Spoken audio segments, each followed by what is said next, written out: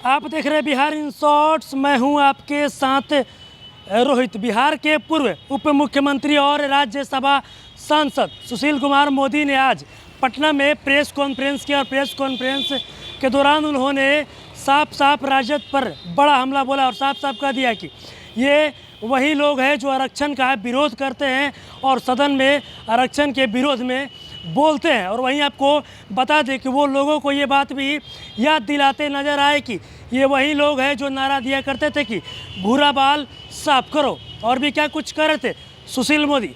देखिए पहले आप इस वीडियो में। आज सुप्रीम कोर्ट का एक महत्वपूर्ण और ऐतिहासिक फैसला आया है। आपको ज्ञात है कि 2019 में नरेंद्र मोदी जी की सरकार ने संविधान में संशोधन कर ऊंची जाति के गरीब लोगों के लिए 10% के आरक्षण का प्रावधान किया था और इस मामले को सुप्रीम कोर्ट में चुनौती दी गई थी और आज 3-2 के बहुमत से सुप्रीम कोर्ट ने ऊंची जाति के गरीब लोगों के लिए 10% आरक्षण के निर्णय पर अपनी स्वीकृति की मुहर लगा दी है। मित्रों, उस समय भी श्री नरेंद्र मोदी जी ने कहा था कि SC, ST और OBC के आरक्षण में किसी प्रकार की कटौती नहीं की जाएगी। यानी जो हम 10% का आरक्षण दे रहे हैं, ये SC, ST और OBC के आरक्षण को में बिना किसी छेड़छाड़ किए, बिना किसी प्रकार की कटौती किए और ऊंची जाति के गरीब लोगों के लिए आरक्षण दिया जा रहा है। आपको मालूम है कि संविधान के संशोधन के द्वारा संविधान की धारा 15 एवं 16 में एक नई उपधारा 6 जोड़ी गई, जिसके द्वारा ऊंची जाति के गरीब लोगों के लिए और ये आरक्षण का प्रावधान किया गया था। मित्रों, इस अति महत्वपूर्ण संविधान संशोधन विधेयक को जब संसद में पेश किया गया तो राष्ट्रीय जनता दल ने इस संविधान संशोधन विधेयक का विरोध किया। राष्ट्रीय जनता दल ऊंची जाति के गरीब लोगों को आरक्षण दिए जाने के विरोध में थी। राज्यसभा में श्री मनोज झा और लोकसभा में श्री जयप्रकाश यादव, इन लोगों ने इस बिल के विरोध में, इस आरक्षण के विरोध में भाषण दिया और केवल राष्ट्रीय जनता दल ने ऊंची जाति के गरीब लोगों के 10% आरक्षण का विरोध ही नहीं किया, बल्कि विपक्ष में मतदान किया। राज्यसभा में 7 लोगों ने विरोध में मतदान किया, जिसमें 3 राष्ट्रीय जनता दल के लोग थे, और लोकसभा में 3 लोगों ने विपक्ष में मतदान किया जो राष्ट्रीय जनता दल के लोग थे। तो जिस संविधान संशोधन विधेयक का लगभग देश के सभी राजनीतिक दलों ने मन महसूस कर ही क्यों न हो, उन लोगों ने समर्थन किया, वही राष्ट्रीय जनता दल ने ऊंची जाति के गरीब लोगों के आरक्षण का केवल विरोध ही नहीं किया, बल्कि विरोध में मतदान करने का काम किया। और आम आदमी पार्टी, जो आज गरीबों का मसीहा बन रही है, यह वॉकआउट करके चली गई, यानी इसने वोटिंग में हिस्सा नहीं लिया।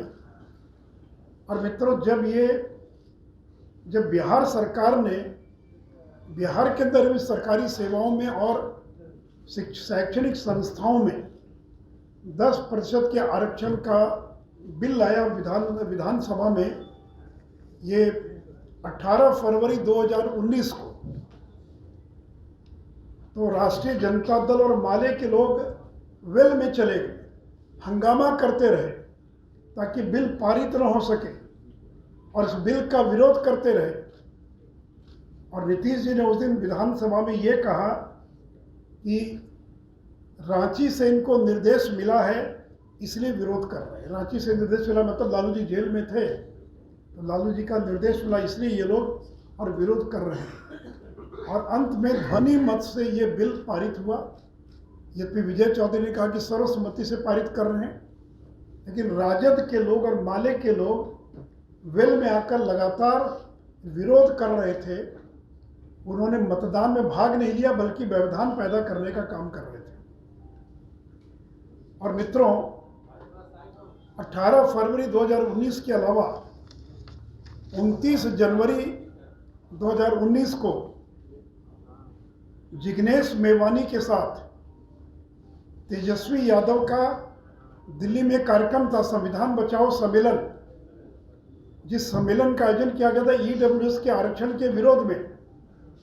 तो मैं केवल आपको ये बताना चाह रहा हूं कि राष्ट्रीय जनता दल सवर्ण विरोधी मानसिकता वाली पार्टी है। ये राष्ट्रीय जनता दल वही है जो एक समय में कहती थी भूरा बाल साफ करो। भूरा बाल का मतलब आपको मालूम है, भूमियार, राजपूत, ब्राह्मण, लाला। तो भूरा बाल साफ करो। और इसी मानसिकता का परिणाम है कि इन लोगों ने लोकसभा में, राज्यसभा में और विधानमंडल में भी जब ये बिल पारित हुआ, इन लोगों ने इसका विरोध किया। रघुवंश बाबू चाहते थे कि विरोध न करे पार्टी। उन्होंने कहा भी कि पार्टी ने बहुत बड़ी गलती की है इसका विरोध करके। और आपको मालूम है कि रघुवंश बाबू को किस तरह से अपमानित होकर राष्ट्रीय जनता दल से, एम्स के बिस्तर से उनको त्याग पत्र देना पड़ा। इनके पार्टी में जो गिने चुने कुछ सवर्ण नेता थे, रघुवंश बाबू जिसमें एक थे, उनको इन्होंने अपमानित किया, उनको इस्तीफा देना पड़ा।